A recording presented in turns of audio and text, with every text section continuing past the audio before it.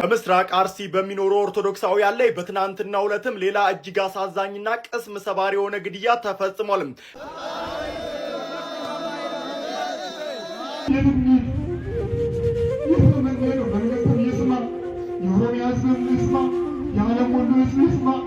በስመ አብ ወወልድ ወመንፈስ ቅዱስ አሐዱ አምላክ። ስለ ስሙ መከራን የተቀበሉት መንግስተ ሰማያት የነርሱ ናት።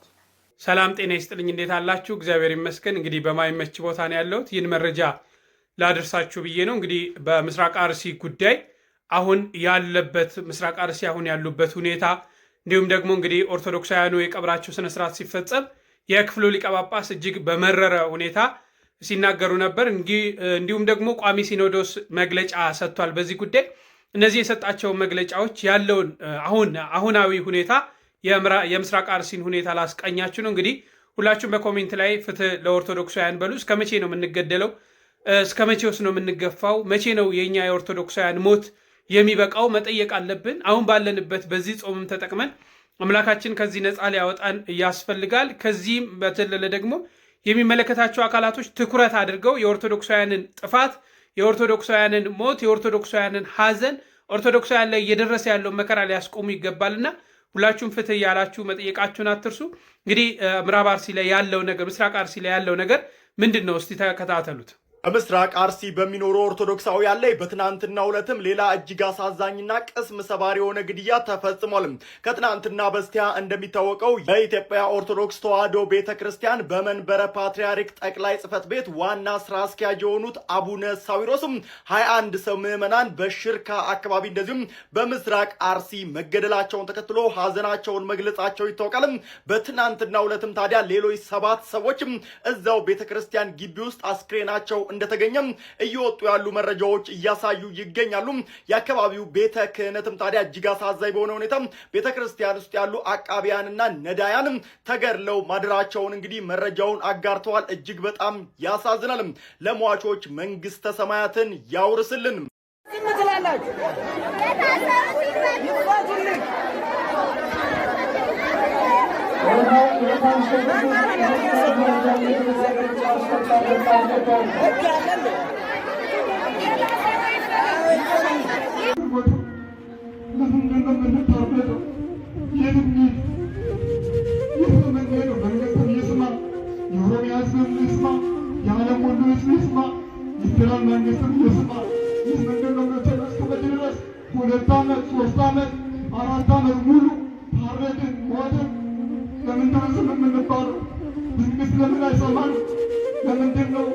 ለምንድን ነው መከላከያው የወጣው? ህዝባችን እየታረደ ነው። ልጆቻችን እየሞቱ ነው። ህፃናቱ እየታረዱ ነው፣ እየተቃጠሉ ነው። ሀብቶቻቸው፣ ቤቶቻቸው እየተቃጠለ ነው። ስሙ፣ በዓለም ሁሉ ያላችሁ ስሙ። እኛ ሌላ ሀገር የለንም፣ ሌላ ህዝብ የለንም፣ ሌላ ህይወት የለንም። የተሾምንበት እኛ እረኛ ነን። ልጆቻችን ለምን ይሞታሉ? አድራዋ ቀይ ገረምቴም ገረሞዴም ከአሩሲና ከእስራኤል ከኢራን ለኛ የሚቀርብን የትኛው ነው? እዚህ ወገኒ በወንድሙ በሃይማኖቱ ምክንያት በወንድሙ እየታረደ እየተገደለ አንተ ኢራን እንደዚህ ሆነ አሜሪካ እንደዚህ ሆነ እያልክ የኦርቶዶክሳውያን ግድያ ላይ ለመሸፋፈን ትሯሯጣለህ። እያንዳንድሽ በተለይ ቲክቶከሮች ማለት ነው ዜና ላይ ምሰሩ የተለያየ እንትን ላይ ምሰሩት ምን አገባን እኛ ስለ ኢራን ስለ እስራኤል ምን አገባን? እዚህ ወገን እየሞተ እኮ ነው፣ ጎረቤት እየሞተ ነው። ወንድም ያንተ ደም ኢትዮጵያዊ ወገን እየተገደለ እየሞተ የኦርቶዶክሳውያን ደም ለማሸፋፈን አሩሲ ምናምን እንትን ማን ነው እስራኤል ምናምን ትላል። በጣም ነው የምታሳዝኑት። ገዳዮቹም ነገ ትሞታላችሁ። እሺ ቤተ ክህነት መግለጫ ያወጣችሁ፣ ሲኖዶስ መግለጫ ያወጣ፣ በቃ ቀጣይ መፍትሄውስ? ከዛ ቀጣይም ደግሞ ይሞታሉ፣ መግለጫ ታወጣለህ። በቃ በዚህ ነው የምንቀጥለው። እግዚአብሔር ይፈርዳል። እያንዳንዳችሁ አርሲ ላይ ለተፈጸመው ነገር አንድ ዜና ያልሰሩ ሰዎች ኢራን ላይ ለተፈጠረው ከመቶ በላይ ዜና እየሰራ ነው። ምክንያቱም ይሄ ልጅ አሁን ለምሳሌ ከብልጽግና ቤት እጣላሉ ብሎ እኮ አስቦ ነው። እዚህን ሰዎች ነው ፎሎ እያደረጉ ኦርቶዶክሳውያን የምታልቀው። ከገደለ በላይ ድምፅህን የሚያፍንብህ ሰው ነው። በጣም መጥፎ ሰው፣ መንግስት እንዳይሰማ የሚያደርግ ሚዲያ ማለት ሚዲያ ጥቅሙ አንድ ሚዲያ ጠቅሞ መንግስትና ህዝብ መሀል ሆኖ ምን ማድረግ ነው? መንግስት ያልሰማውን ነገር ማሰማት ነው። መንግስት ያለውን ነገር ደግሞ ለህዝቡ ማሰማት ነው። አሁን እሱ ብልጽግና ቤት የሆነች ፍርፋሪዎች ስላሉት እሱ እንዳይቀርበን ነውና አውራት ቀላል ስራ ነውና አንፎሎ አርጉ። አንፎሎ ካላደረጋችሁ አይመጣም። ሼር፣ ኮፒ ሊንክ ምናምን አድርግ፣ ለሰዎች እንዲደርስ አድርግና ይማር ሲቀጣ ይማራል። እኔ ሙስሊሞችን መወዳቸው ያስተምራሉ፣ ይቆረጥጣሉ።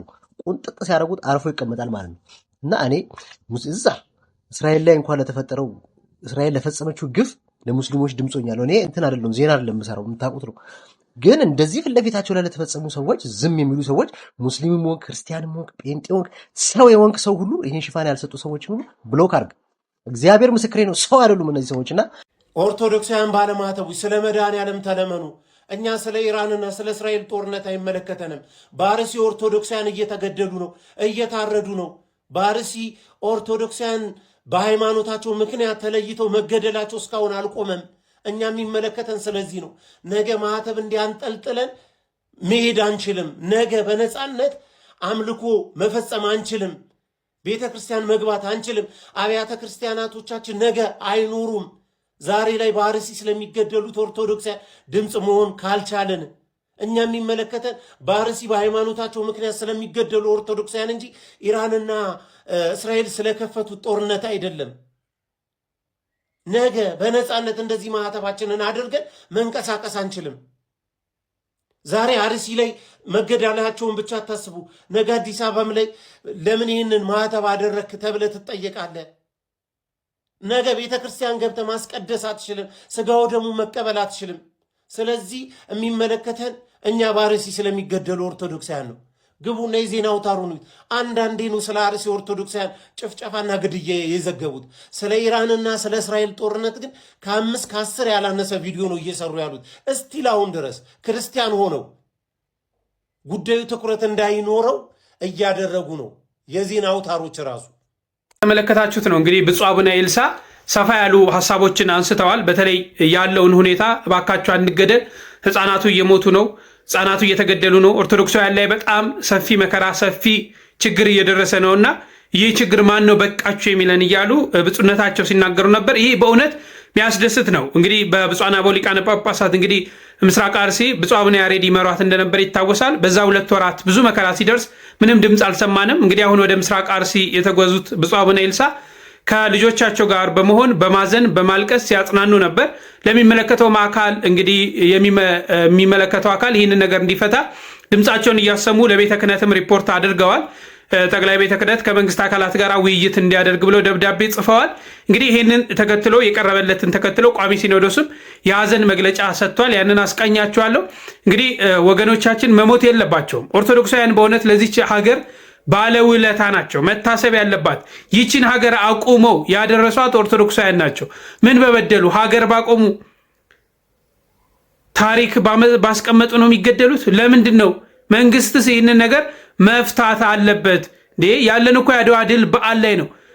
ጥቁሮች ነጮች አይገዙንም ብለን ተዋግተን ዛሬ ጥቁሮች እርስ በርሳችን ስንገዳደል ምን የሚባል ነው? እግዚአብሔር አምላክ ለሁላችንም ማስተዋሉን ያድልን፣ ለሞቱትም ነፍሳቸውን ይማር። የቋሚ ሲኖዶሱን መግለጫ ላስቃኛችሁ፣ ሀሳባችሁን በኮሜንት ላይ ስጡ፣ ተከታተሉት። በስመ አብ ወወልድ ወመንፈስ ቅዱስ አሐዱ አምላክ። ስለ ስሙ መከራን የተቀበሉት መንግስተ ሰማያት የነርሱ ናት። ከዚህ በፊት በአርሲ ሀገረ ስብከት በተለያዩ ወረዳዎች የበርካታ ኦርቶዶክሳውያን ወገኖቻችን ሕይወት በመጥፋቱና ከሞት የተረፉትም ከቤት ንብረታቸው ተፈናቅለው ወደ አጎራባች ከተሞች ተሰደው ለረሃብና ለእርዛት ተጋልጠው እየኖሩ መሆኑ ይታወቃል። ቀደም ሲል በተለያዩ ጊዜያት በደረሰው ሞትና ስደት ምዕመናን እያዘኑ ባሉበት እኛም ከሐዘናችን ባልተጽናናንበት ሁኔታ ጥቃቱ በአዲስ መልኩ ቀጥሎ የ21 ንጹሐን ወገኖቻችን ሕይወት በግፍ ማለፉን በሕይወት የተረፉትም በታጣቂዎች መታገታቸውንና የደረሱበት አለመታወቁን ከ10 የሚበልጡ አባወራዎች ቤትና ንብረት እንደተቃጠለ በመግለጽ ከሀገረ ስብከቱ የቀረበውን ሪፖርት የተመለከትነው ጥልቅ በሆነ ሐዘን ነው። አገር ሰላም ብለው የሚኖሩት ከምንም ጉዳይ ጋር ንክኪ በሌላቸው ኦርቶዶክሳውያን ልጆቻችን ላይ ይህን አስነዋሪ ድርጊት የፈጸሙት አካላትም ግድያውን በሃይማኖት ስም ይፈጽሙት እንጂ የሃይማኖት ሰዎች ግን አይደሉም። ዓላማቸውም በሀገራችን ለረጅም ዘመናት ተከባብረው አብረው በኖሩት የሃይማኖት ተቋማት መካከል ግጭትን መፍጠር ነውና የሁሉም ሃይማኖት ተከታዮች በጋራ ልናወግዛቸው ይገባል። በመሆኑም በወገኖቻችን ላይ የተፈጸመው አሰቃቂ ግድያ በሕዝበ ክርስቲያኑ ዕለታዊ ኑሮ አሉታዊ ተጽዕኖ የሚፈጥር በቅዱሳት መጻሕፍትም ሆነ በሰው ልጅ ሰብአዊ አኗኗር ፈጽሞ ተቀባይነት የሌለው አጸያፍ ድርጊት በመሆኑ የኢትዮጵያ ኦርቶዶክስ ተዋሕዶ ቤተክርስቲያን ቋሚ ሲኖዶስ በጽኑ አውግዞታል። በምስራቅ አርሲ ሀገረ ስብከት በተደጋጋሚ እየተፈጸመ ያለው ሞትና መፈናቀልም ኦርቶዶክሳውያን ልጆቻችን በየትኛውም የሀገራችን ክፍል በነጻነት ሰርተው የመኖርና ስርዓተ አምልኮ የመፈጸም ህገ መንግስታዊ መብታቸውን የሚጋፋ በመሆኑ የክልሉና የፌዴራል መንግስት ጉዳዩን በልዩ ሁኔታ ተከታትለው አፋጣኝ መፍትሄ እንዲሰጡበት ቋሚ ሲኖዶስ በጥብቅ ያሳስባል።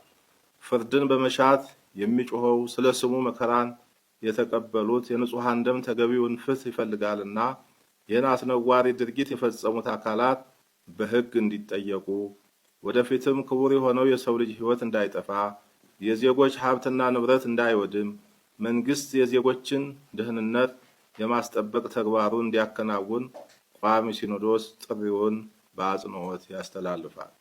በደረሰው አደጋ ዙሪያ ተነጋግሮ ተገቢ ውሳኔ ለማሳለፍ የተሰበሰበው ቋሚ ሲኖዶስም የአካባቢው ችግር አስተማማኝ በሆነ መንገድ ተፈትቶ ዘላቂ ሰላም እስኪገኝ ድረስ በቅዱስ ሲኖዶስ ምልዓተ ጉባኤ የተሰየመው የሀገር ሰላምና የቤተ ክርስቲያን አንድነት አብይ ኮሚቴ ከፌዴራልና ከክልሉ መንግስት ጋር በመነጋገር ስራውን አጠናክሮ እንዲቀጥልና የሚመለከታቸውም አካላት በየድርሻቸው አስፈላጊውን ትብብር እንዲያደርጉ ቋሚ ሲኖዶስ በክብር ያሳስባል።